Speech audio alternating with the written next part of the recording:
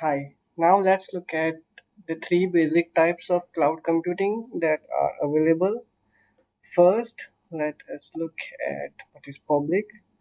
The public cloud providers are AWS, GCP, Azure, and these providers they are external. That means we do not have control over our system resources. And to use these public platforms, we just have to go to their websites and sign up. After signing up, they will tell us how to use their cloud platform. This is inexpensive, and we do not have any control over our resources. I mean, we can start a virtual machine or any other service, but internally how that is being managed is not in our control. The other is the private cloud computing. So we can create our own cloud software and we can manage our own system resources. The thing is that this private setup is expensive because at the end we will manage our own servers, and at some point we will have servers which are not being used by our own employees or our own users.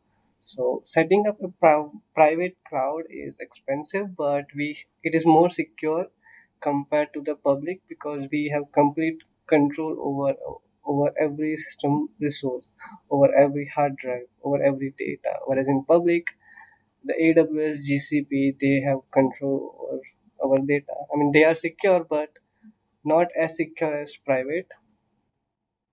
The third is the hybrid. This hybrid approach is used by some of the organizations where they do not want the complete workload to be on public or private. So, for extra security, people usually put that those secure modules on private cloud and the other modules that can be then those other modules they put it on public. So it is kind of a mixture of public and private.